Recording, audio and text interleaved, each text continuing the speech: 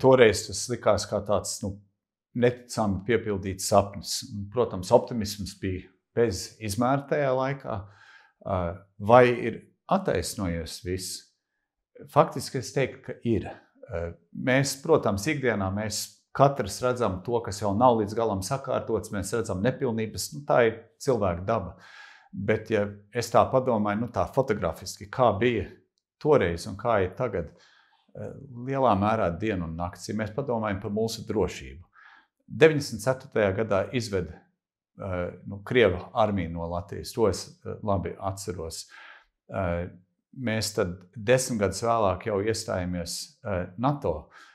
Ja mēs nebūtu toreiz iestājušies, man liekas, mēs katrs Latvijā saprotam, ka tas, kas Ukrainā 14. gadā notika, varbūt nebūtu Ukrainā noticis, varbūt tas būtu Baltijas valstīs noticis, ja mums nebūtu tā NATO aizsega. Tātad mēs jau baudām mieru, ka mēs redzam, ko mēs redzam 9. gadā, kas Gruzijā bija, kad Krievija iebruka 14. gadā Ukrainā. Mums nevienā, ne otrā reizē tieši nekas nedraudēja, un pēc 14. gada NATO vēl uzsāk gaisa patrulēšanu Baltijas valstīs.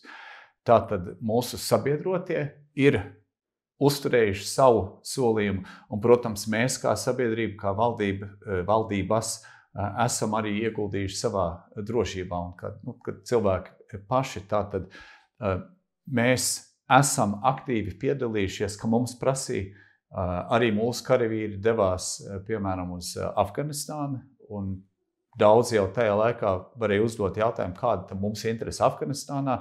Mums kā Latvijai varbūt nekāda tieša interese nebija, bet mēs zinām, ka ja sabiedrotie prasa, mēs atsaucamies ar domu abstrakt, ka ja mums kādreiz vajadzēs, viņi atsauksies.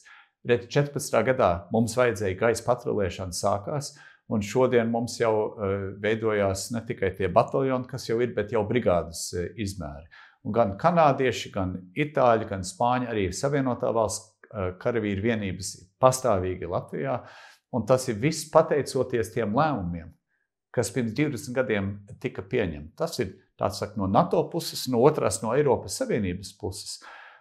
Mēs jau, es pats atceros kā uzņēmējs, atceros, ka bija ledus ražošanas uzņēmums, Lāču ledus, un mēs tur arī saldētas preces un desas un saldējumus un tā. Un es atceros pirmo reizi, kad sarunāju Lietuvā pārdot ledu. Un es braucu šoferim līdzi, lai redzēju, kā tas ir un kārtot papīrus.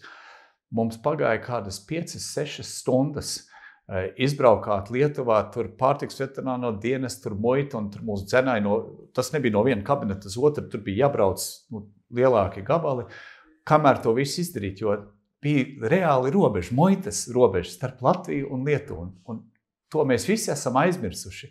Tās robežas nav, un kopš mēs esam Eirozonā, mums agrāk bija jākonvertē nauda. To taču man bija pastāvīgi uzņēmumā, es atceros, tā bija vienmēr zaudējuma pozīcija, bankas konvertācija izmaksas. Vienkārši izdevuma pozīcija. Tas viss ir pazudis, un tas vienotais tirgus, viņš nav ideāls. Precēm viņš lielā mērā darbojās pakalpojumos. Mēs redzam, ka aizvien viņš nav pilnveidīgs, bet šis ir tas, pie kā ir jāturpina strādāt. Bet ar darbspēku kustību, kas ir gan, ka mūsēja var doties ārzemēs, bet arī no ārzemēm var braukt uz Latviju, ka tā kustība ir brīva, ka nauda, preces viss brīvi kustās. Tas nav Dieva dots, tas ir, kā saka, rūpīgi izstrādāts un manuprāt, atpakaļ skatoties ļoti tālredzīgs lēmums, ko mēs kolektīvi pieņēmām. Man pašam vienkārši gandarījums, ka es esmu viens no Saeimas deputātiem, kas tajā laikā par to balsoja. Sabiedrībā bija liels pieprasījums tajā laikā. Tas faktiski vēl bija no atmodas, no neatkarības atgūšanas, visa virzība, un tas bija no Saeimas uz Saimu, no valdības uz valdību, lai ko es domāju, varbūt par vienu otru valdību, tomēr tas pamatvirziens, tas bija sabiedrībā ļoti pamatos dziļi ielikts. Man pašam motivācija ienākt toreiz, tas bija 2002. gadā politikā, bija dziļi personisks. Tajā laikā mums ar sievu bija 2 bērni. Mēs ļoti gribējām, ka viņi uzaug normālā, eiropeiskā valstī. man starplaikā jau ir 4 bērni, viņi ir, kā saka, vairums ir izauguši, vēl viens skolā ir. Un tā valsts, viņi ir attīstījusies tomēr absolūti pareizā virzienā. Un tas viss ir, kā saka, tas pieprasījums sabiedrībā bija to trajektoriju uzņemt. Un mēs arī tajā laikā bija jaunais laiks, un tad vienotība, un tagad jaunā vienotība. Un mums vienmēr visiem politiķiem tā kopējā doma bija, un viņi vēl aizvien ir, mēs skatāmies uz mūsu kaimiņiem, Skandināvijas kaimiņiem, vāciešiem, ka šis ir tas modelis, kā mēs arī gribam dzīvot. Nu, tā kā mēs agrāk teicām, viena normāla, garlaicīga, demokrātiska valsts. Un mēs ejam strauji šajā virzienā. Mums ir visu laiku kaut kādi iekšējie satricinājumi, bet viņi vairs nav varbūt tik eksistenciāli. Krievija tagad veic karu Ukrainā. Tas ir visas Eiropas drošības apdraudējums. Tas nav tikai Baltijas valstīm. Tas ir tikpat daudz Vācijas apdraudējums, kā Francijas, kā Spānijas, Itālijas un pat Portugāles apdraudējums. Viņš ir eksistenciāls, bet mūsu vienotība un NATO aizsargs mūs visas no Latvijas līdz Portugālei tomēr aizsargā un pasargā. Bet toreiz mēs visi gribējām dzīvot, tā vienkāršoti sakot, Eiropā. Mēs jau dzīvojam Eiropā, bet mēs gribējām, ka tā pārvalde arī būtu tāda.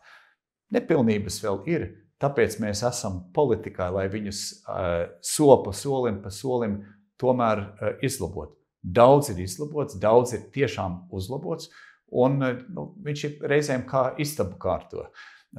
Istaba pirms kārtošanas visi nekārtīgi. Tas sāk vienā stūrī, un tas ir sakārtots. Un tad uz tā fona, tas, kas vairs nav, liekas aizvien trakāks.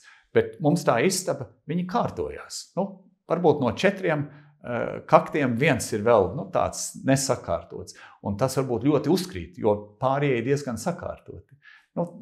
Tā es to analoģiju teikt, ja mēs sākām pie 4, tie kakti, kas bija jāsakārto, 2 pilnībā sakārtoti, 3 lielā mērā, un mēs jau varam skatīties uz to pēdējo un domāt, kas te vēl mums jādara.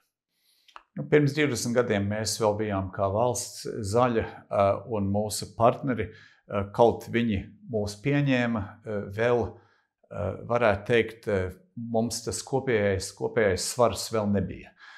Mums vēl bija, mēs bijām visādas reformas likumos pieņēmuši, ka mums tā sistēma ir kārtībā, bet faktiski viņa acīs, man liekas, viņi vēl gaidīja redzēt, vai viņš tiešām viss izpildīsies tā kā šie sola. Jo zināmā veidā tur bija, varētu tā tulkot kā tādi solījumi. Protams, bija arī aizspriedumi.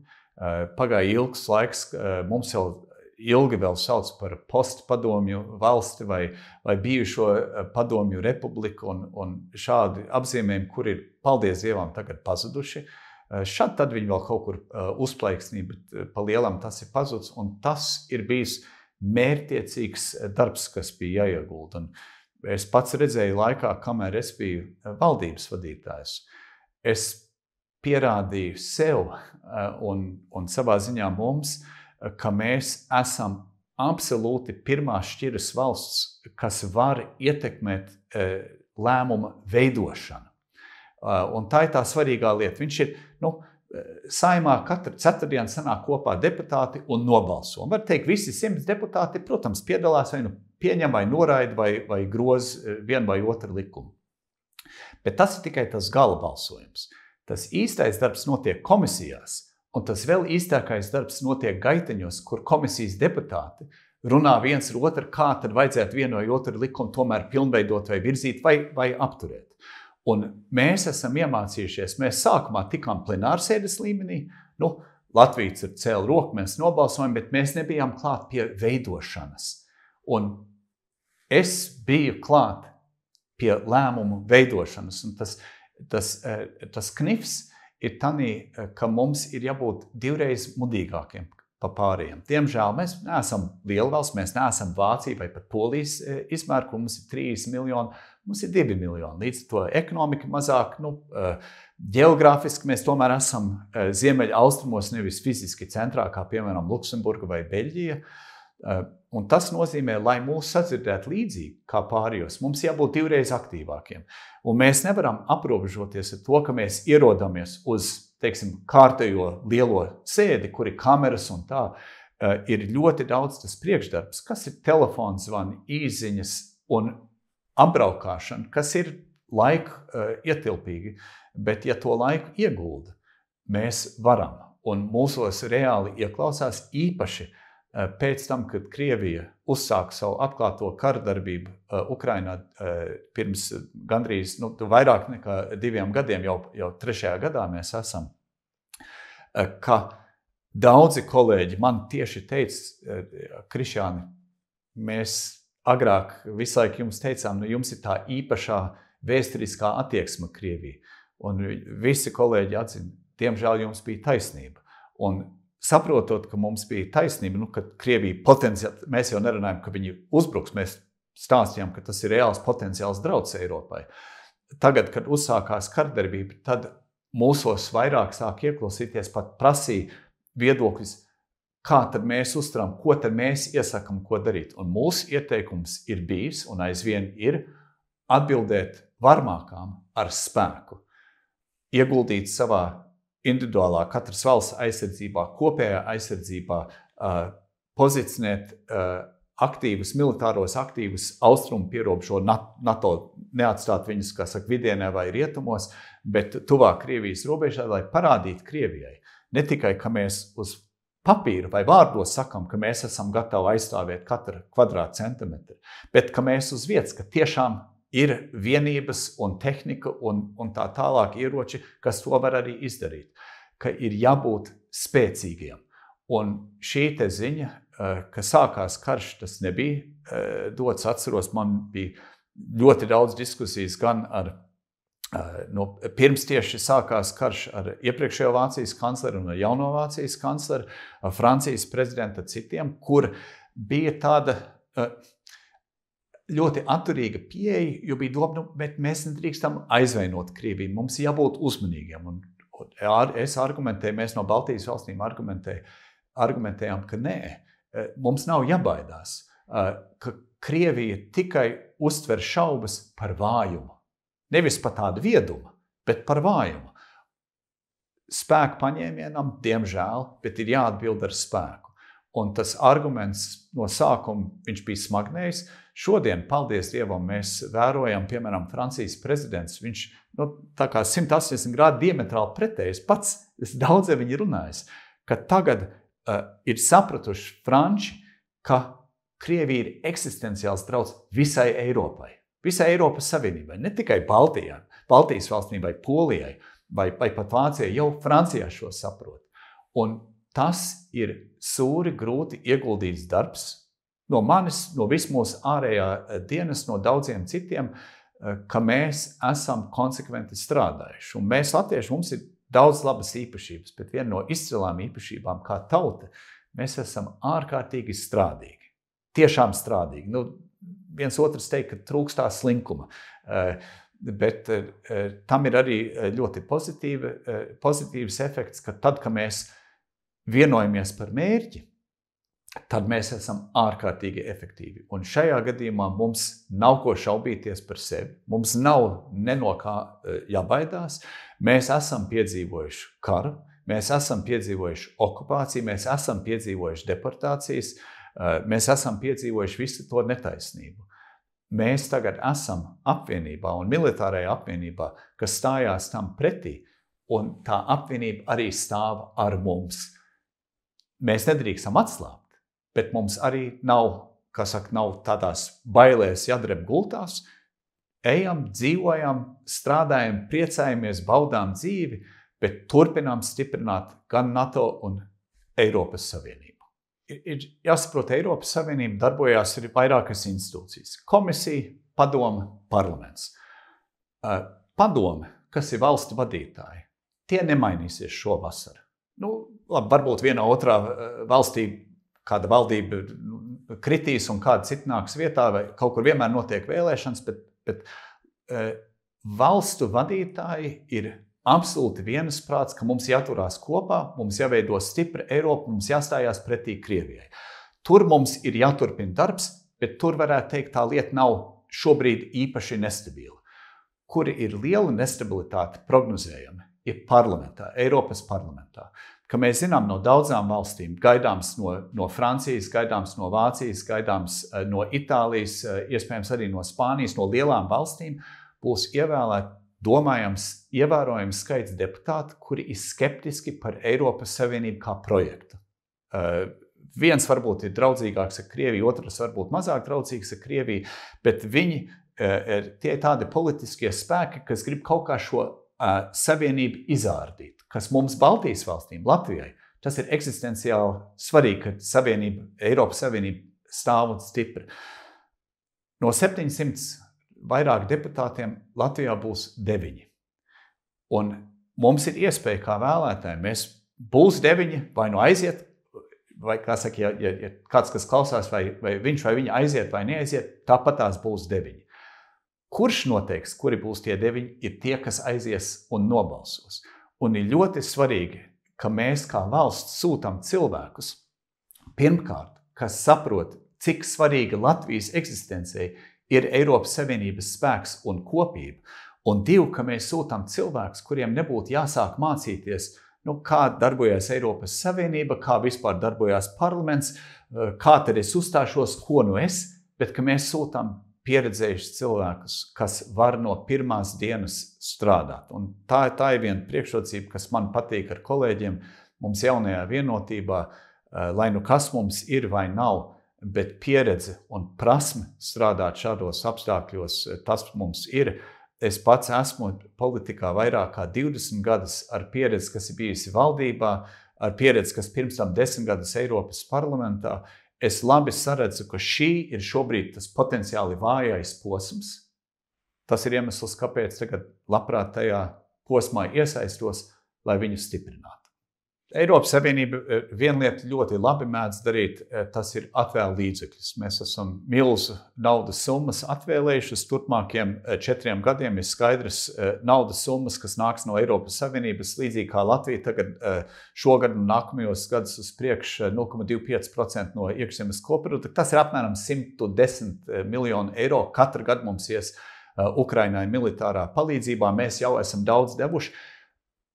Līdz balsojumam, kas pat tās bija Amerikas Savienotās valstīs, Eiropas valstis bija devušas vairāk naudas pat kā Amerika. Tagad tas laikam sāks izmainīties ar šiem papildus kaut kur ap $60 miljardu, kas ir, bet līdz tam balsojumam Eiropa bija devusi vairāk. Tātad Eiropa naski un labi ziedo līdzekļus, kas Eiropai trūkums, kad Eiropā trūkst ne tikai Latvijā, bet Eiropā kopumā aizsardzības industrijas kapacitāte.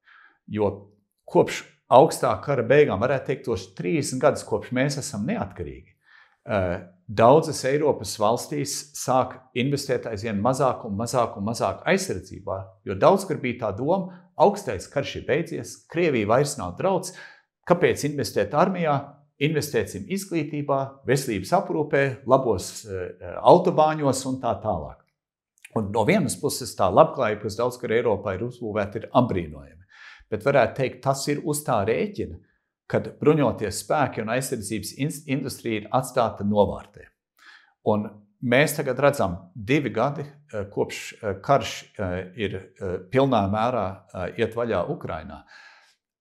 Mēs esam argumentējuši, es esmu argumentējis, ka mums ir straujāk jāiet uz priekšu, uzbūvējot militāro industriju. Tas notiek frustrējoši lēni. Mums pat bija Mēs gribējām pieņemt Eiropā miljonus artilērija lādiņu piegādes Ukrainai. Nebija iespējams pieņemt lēmumu, ka mēs šos lādiņus arī varētu pirkt ārpus Eiropas Savienības, jo bija doma, ka jādod nauda Eiropas industrijai. Tikai tas knips ir, ka Eiropas industrijai nav šīs kapacitātes. Mēs zaudējam vismaz pusgadu tagad. Mēs pērkam lādiņus arī ārpus Eiropas Savienības. Arī Latvija tur naudu veltīja un viss tas tiek organizēts, tā saucamais Čeha iniciatīva. Bet mēs zaudējam apmēram pusgadu tajā politiskā domā, kas ir pareizi. Jāpērk Eiropā ražotas. Bet ja nav ko pirkt, Ukraiņi mirst šodien, viņi nevar gaidīt tur pusotru gadu. Bet kas mums tagad ir jāturpina darīt, ir jāturpina kāpināt Eiropas militārā kapacitāte. Un tur ir svarīgi, ka citas valsts seko Latvijas priekšzīmei. Mēs šogad esam jau virs 3% no IKP aizsardzības vajadzībām. Citām valstīm jāiet vismaz līdz 2%, kur vairums tagad būs, bet mēs argumentējam, ka ir jāiet tālāk. Piemēram, Vācijas Federālā republika augstā kara laikā veltīja kaut kur virs 4–5% no IKP aizsardzībai. Viņai bija armija līdz 500,000 karavīriem. Tas bija augstais karš tajā laikā. Vai viņiem būtu jāvēl tik daudz vai drusku mazāk, bet ir skaidrs, ka tā sabiedrības spēja 80. gados, tā viss bija īstenība. Vācieši no tā, ka viņi 30 gadus ieguldīja savā sociālā labklājībā, tagad viņi mācās no jauna arī ieguldīt savā militārajā aizsardzībā. Un līdzīgi kā vācieši, tā ir svarīgi, ka francūši un citi, ka turpina, lielās valstis, un mēs kā salīdzinoši maza valsts, mums ir ļoti spēcīgs arguments, ka ja mēs varam, tad var arī citi. Vai mūsu ceļiem naudas ir par daudz? Nē, mums trūks naudas ceļiem. Vai mūsu slimnīcas un veselības aprūpas sistēma ir pirmklasīga? Mums ārsti ir pirmklasīgi, bet tur ir vajadzīga nauda. Kurš var redzēt vai izglītības? Protams, mums vajag naudu visur ieguldīt. Bet mēs, neskatoties uz to, kā sabiedrība saprotam, bez tās aizsardzības un drošības, viss tas pārējais ir velti. Un tā tad šī doma mēs argumentējam, un šis ir tas, kur Eiropā vēl ir krietni ko augt. Labā ziņa ir, ka tā politiskā apņemšanās tagad ir, bet mums ir jānodrošina, ka tas tiek arī īstenots. Un tas būs nākamajos 2 līdz 5 gadu laikā. Tas ir lielais darbs, kas ir darāms, un tur būs ļoti svarīgi arī lēmumi, kas tiks pieņemts Eiropas parlamenta līmenī. Ka parlaments noturēs kurs, kāds šobrīd ir, ka turpina Eiropu stiprināt. Un tas būs apstākļos, ka gaidāms, ka būs aizvien vairāk politiķi un to spēku, kas faktiski gribēs vājināt Eiropu, faktiski viņu likvidēt. Un šis ir tas, kur ir jāstrādā. Tur lauks ir ļoti liels. Pieredze rāda, ka mēs varam savu panākt. Galvenais ir ticēt sev. Viņi iet absolūti kopā. Stipra Eiropa ar stipru aizsardzības industriju tikai stiprinās NATO. Pirms vairākiem gadiem Francijas prezidents Makrons runāja par strateģisko autonomiju. Un sākotnēji, es zinu viņa domu, jo es viņu daudz esmu par šo diskutējis, gan, atklāti, gan privāti ar viņu. Viņam tā doma bija ar tādu jūtāmu, labāk bez tās Amerikas iztiksim. Tas tagad ir, protams, arī viņa argumentācijā, tas ir izmainījies, un tur ir arī daudz, stundas pavadītas, lai palīdzētu nodrošināt, ka tā doma tiešām attīstās, kad viņš jau arī tagad skaidri saka, ka stipra Eiropa kā komplements Savienotajām valstīm padarīs vēl stiprāku NATO, un šī tā pareizā konstrukcija. Ir skaidrs, un tas nav atkarīgs no tā, kurš būs Amerikas prezidents, Savienotās valstis loģiski gribētu, ka Eiropa un sagaida, ka Eiropa lielā mērā pati finansē savu aizsardzību. Kāpēc? Jo Eiropas Savienība ir gana bagāta. Mēs varam atļauties. Mums ir tehnoloģiskā attīstība, mums ir industrija kā tāda, mums vienkārši tur vajag resursus veltīt. Un tas varētu padarīt Eiropas un Savienoto valstu attiecības vienlīdzīgākas, jo mēs visu laiku sagaidām, ka tie amerikāņi būs, un paldies Dievam viņai ir, bet arī jāpadomā arī no viņa viedokļa. Kāpēc tad viņiem būtu tas galvenais finansējums jāsniedz? Vismaz, lai viņš būtu proporcionāli līdzīgs. Un tas ir tas, uz ko mums ir jāiet, mums ir jāargumentē arī ar savu priekšzīmi. Mēs esam pie 3, mēs nonāksim pie kaut kur 3,5%, varbūt nākotnē pat līdz 4%, tas ir vēl atvērts jautājums no IKP, ko mēs ilgstoši ieguldīsim savā drošībā un aizsardzībā, ar argumentu, ka pārējās Eiropas valstis arī šo varētu darīt. Ja mēs visi ieguldītu kaut vai 2%, nemaz nevien par 3%, mums jau faktiski pietikt. Un tad mums Savienotās valstis kā komplements, kas palīdz veidot visu NATO, to koordinēto struktūru, tas ir ļoti svarīgi. Bet, ka tie aktīvi, ieroču sistēmas un tā tālāk, ka tās būtu Eiropas finansētas. Un es nesaku, kad būtu katram ierocim jābūt Eiropā ražotam. Tur gan mums vajag skatīties, kas ir vispiemērotākā sistēma konkrētai vajadzībai. Un mēs Latvijā redzam, ka mums ir no Amerikas Savienotām valstīm ļoti labas ieroču sistēmas. Tagad mēs gaisa aizsardzību no Vācijas iepērkam. Mums ir jāskatās, kas mūsu vajadzībām ir tas vislabākais. Un kas mums ir svarīgi, ir turpināt attīstīt pašu Latvijas industriju. Kad es kļuvu par premjeru 19. gadā, mūsu aizsardzības industrija bija, mēs bijām ļoti naski un mēs labas uniformas gatavojam, arī pārtika. Tagad jau mums ir munīcija, vēl ir maz kalibri, bet tas arī attīstīsies. Mums ir drona rūpniecība, jau 2 gana lieli un nopietni drona ražotāji, kur ir lielas investīcijas ienākušas, un veseli virkni tādi mazāki, no kuriem arī vairāki izaugs. Tātad mums, jo vairāk, mēs taču bruņumašīnas Latvijā arī taču ražojam. Mums Valmierā tagad top gatava jauna ražotne. Es biju Somijā, Patrijā. To, ko būvē Valmierā, tas ir praktiski tādā pašā izmērā, kā galvenā rūpnīca Somijā. Tas ir pilna rūpnīca. Un šis viss nozīmē, ka tas ir iedzīvotāju nodokļu nauda, kas iet aizsardzībai. Aizvien pieaugoša daļa paliks tepat Latvijā.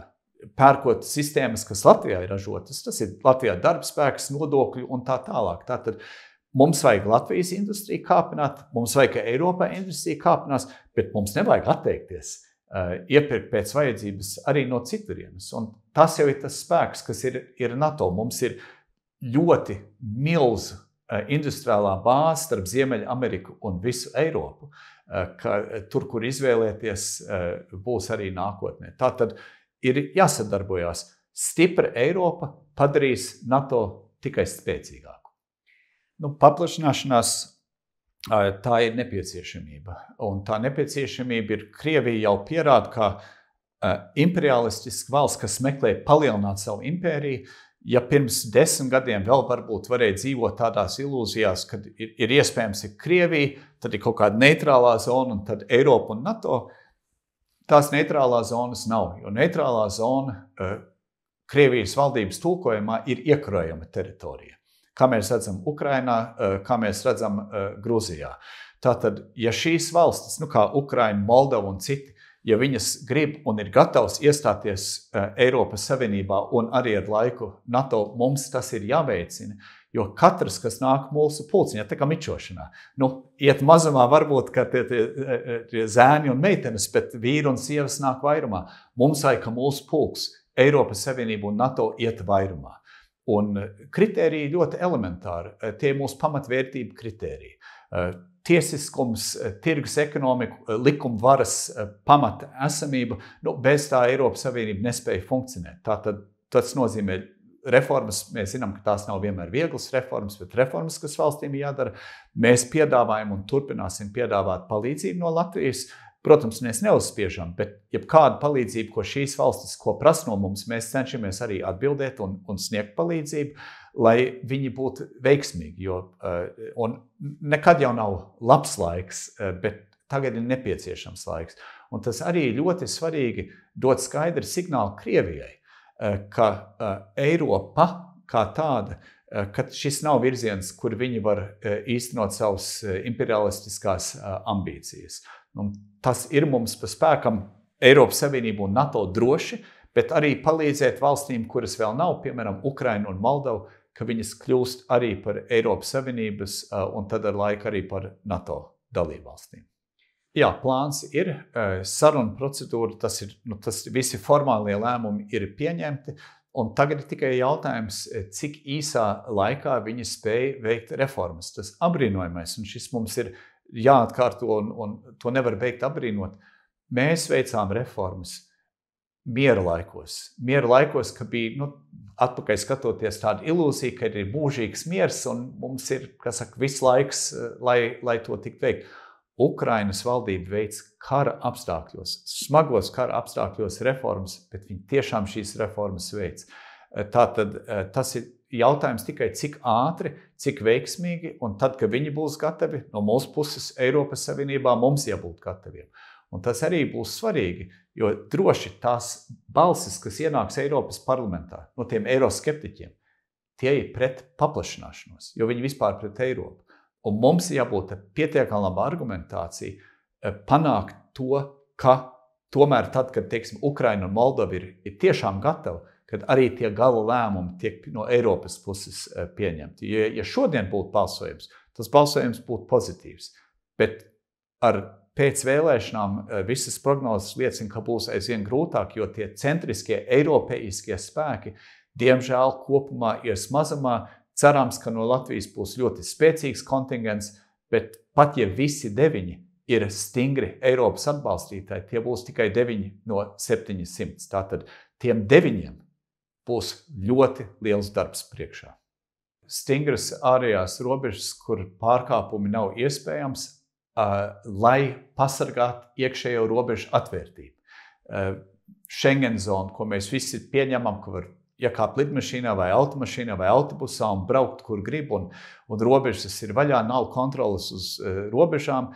Mēs atceramies, kā tas bija Covid laikā, kur veselības apsvērumu dēļ un dažādi ierobežojumu dēļ rindas sāk veidoties. Mums pat bija grūtības ar medikamentiem Latvijā, ka no Eiropas fūras ar medikamentiem vienkārši fiziski netika robežām pāri, jo tur Francija, Vācija, Polija, Lietuva, Latvija, visur ir jāgaida, un tas ir, mēs tad atcerējamies, kā bija pirms šīs Schengen zonas, bet lai turētu to zonu atvērtu, mums ir jābūt tam režīmam, kas faktiski Latvijai ir uz austrumu robežas.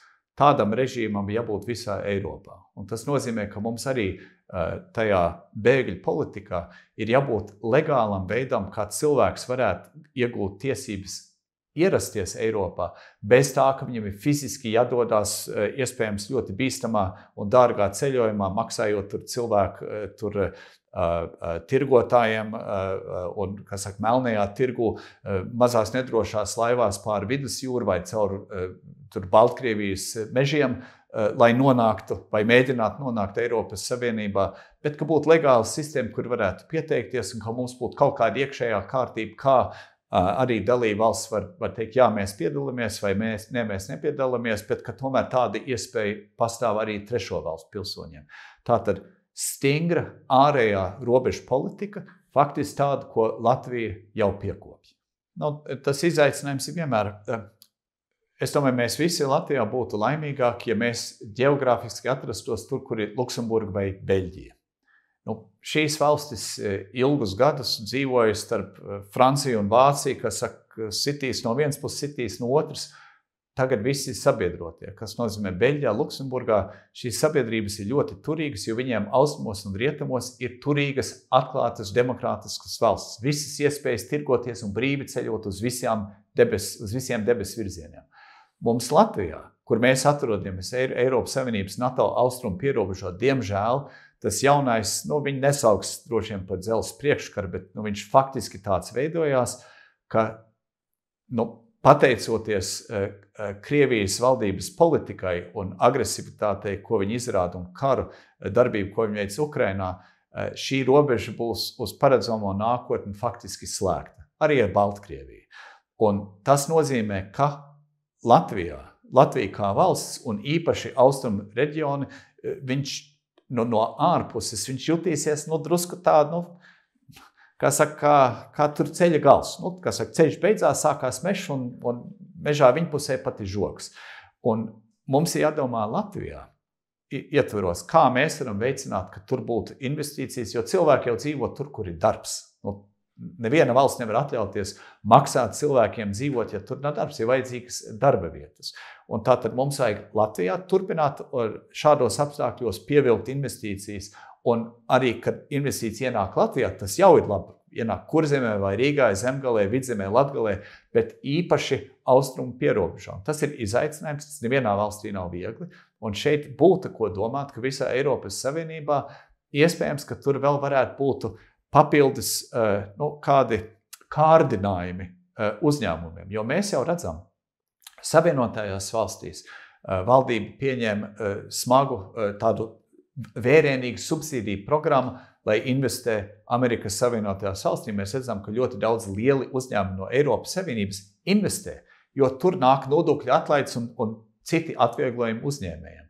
Mums ir Eiropas struktūra fondi, kas arī tiek izmantot, lai veicinātu investīcijas, bet iespējams, ka mums no šīm struktūra fondiem kādu lielāku daļu vai īpašu daļu būtu jāveltīt tādiem uzņēmumiem, kas ne tikai iegulda, piemēram, Latvijā, bet tas, ko varētu vienoties, ka mēs definējam kā pierobežu, kas, tā vienkāršot runājot, tā sanāk mums Latgale, varbūt ne visa Latgale, bet tomēr tas pamatā viss ir Latgalē, ka tas ir tas, kas mums būtu jādara. Un tas arguments būtu Eiropas Savienībā nav jau Latgale viena. Mums ir tādi paši reģioni no Somijas lejā caur Rumāniju, Bulgāriju, ka šeit ir izaicinājums, kā veicināt, kad ir darba vietas, un ja ir darba vietas, tad jau būs arī apdzīvotība. Es teiktu, ka tas pirmais, kad mums ir jāizveido struktūra, kas veicinātu Eiropas aizsardzības industriju.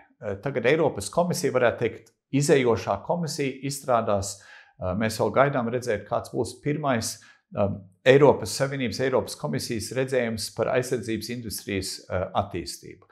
Tur droši tas būs jāīstenot, tur arī droši būs kādi likumdošanas akti, kas palīdzēs definēt, un tai skaitā definēt, kādi būtu tie veicinošie pasākumi. Jo šī industrija, viņi ir smagos konkurences apstākļos.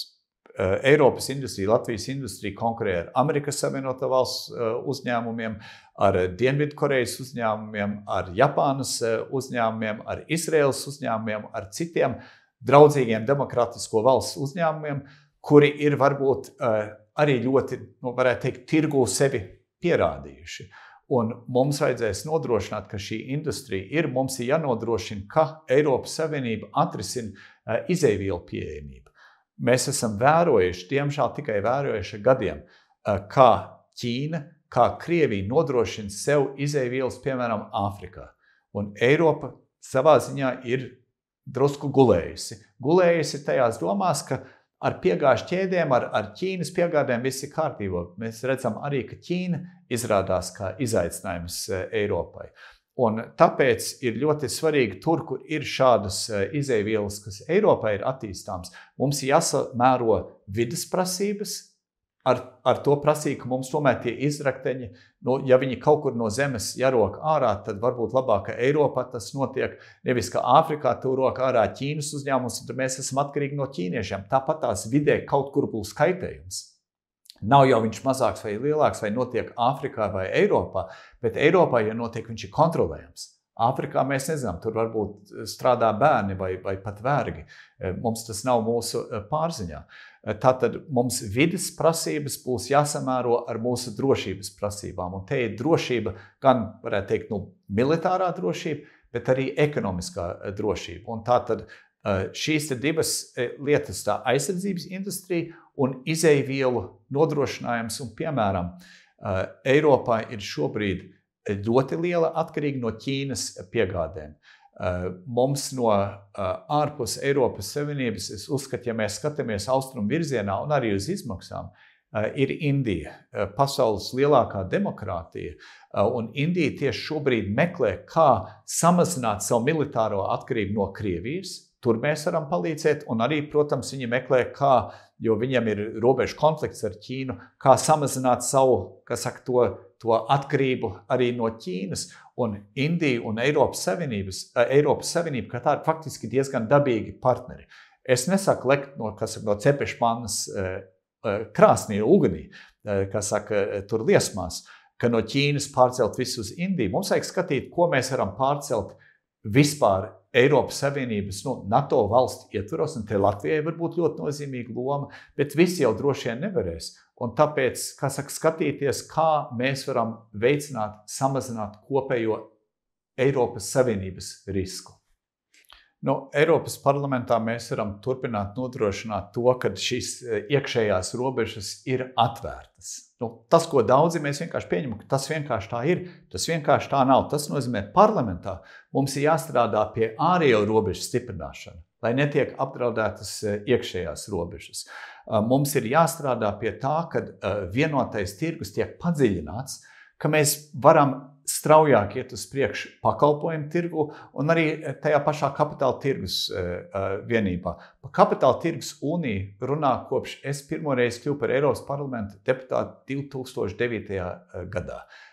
Mēs 15 gadus par šo runājām, soļi uz priekšu lēni ir jāturpina. Tas pierāda, ka lietas nenotiek pašas par sevi, ir jāturpina iestāties. Un šis ir tas, kas Latvijai ir nepieciešams, ka mēs esam daļa no vairāk kā 400 miljonu vienota tirgus, kas nozīmē, jebkurš ieguldījums Latvijā nav tirgum, kur ir 2 miljoni iedzīvotāji vai Baltijas valstīs 6 miljoni iedzīvotāji, bet tas ir ieguldījums tirgu, kur ir vairāk nekā 400 miljoni. Un šis ir tas, pie kā mums ir jāstrādā, jo Latvijai mums tās investīcijas ir vajadzīgas, un lai tās investīcijas būtu, mums vajag, kad kapitāla tirgus ir attīstītāks, un mums, protams, vajag, ka mūsu izglītības sistēma kopumā, no tehniskās izglītības caur specializēto augstāko, ka tas aizvien aug. Jo mūsu spēks, kurš to teica, ka mans zelts ir mana tauta, pareizi vārdi, tas ir mūsu zelts, mūsu iedzīvotāji, un mūsu iedzīvotāju spēks ir tanīs zināšanās, kas viņiem ir. Tātad, ja mēs ieguldam un attīstam sevi ar zināšanām un strādājam, lai Eiropas tirgus ne tikai paliek atvērts, bet viņš padziļinās, tātad kļūst spēcīgāks. Tas ir kā valstis, kā Latvija turpinās attīstīties, un tas ir mūsu izaugsmes atslēgā. Es pats pirmoreiz, kad iegāju Eiropas parlamentā, no sākuma nesapratu, kā es biju Latvijas parlamentā, Saeimā strādājis. Es domāju, parlaments kā parlaments jau tas pats, bet Viņš ir tas pats, kā klavieris un ērģeles, ir abas ar tastatūru, bet ja vienā ir tik un tik taustiņi un 3 pedāļi, tad otrā ir tur 3 rindās un visādi kloķi un vēl kājām visādi pedāļi. Un tās tādas ērģeles, kas ir gana sarežģītas, bet viņam ir arī likumsakarība. Un tas instruments ir spēlējams. Es pats to, kā Eiropas parlamenta deputāts redzēju, virzot cauri, tur bija direktīva un regula par energotirgu. Tas pagāja apmēram 2,5 gadi, bet tas tika panākts. Un varētu teikt, tā ietvaros arī mūsu energo neatkarība, tas, ka mēs kā patērētāji tagad varam izvēlēties piegādātāji, mums tirgu ir daudz spēlētāji, mēs varam fiksēta tarifu, vai mēneša tarifu, vai stundas tarifu, vai diennakts tarifu. Mums viss šīs iespējas, jums ir viedie skaitītāji, tagad tiek uzstādīti. Tas viss ir pateicoties kārtībai, kāda tika izstrādāta vairāk gadu garumā. Tas bija process, ko tieši es pats konkrēti vadīju, bet tas ir izdarāms. Un es varu teikt tiem, kas ir skeptiski par to, var un teikt, kam tad mums tā Eiropa ir vajadzīga. Atcerēsimies tad kaut vai nesenos Covid laikus, kad visur bija robežas, kad nevarējām ceļot, kad nebija brīvi, tajā laikā pandēmija neļauj ceļot. Bet, ja nav tās Eiropas Savienības, gribam atkal atgriezties pie tā, ka vajag vīzu, lai brauktu uz Vāciju vai uz Poliju. Un mums jāsaprot, ka tā alternatīva nav, ka mēs dzīvojam brīvi, un vienkārši nav tā savienība. Kā saka, cilvēki iedomājas, nav tā birokrātija, bet mēs beidzot varētu būt brīvībā. Tādas opcijas nav. Vai ir uzlabojumi, vai ir vienkāršojumi, vai mums vajadzētu mazāk regulēt? Jā. Vai mums vajadzētu mēģināt gudrāk regulēt? Tam es absolūti piekrītu. Bet bez tā kopējā regulējuma mums nebūtu tā, mums jau visiem ierastā brīvība.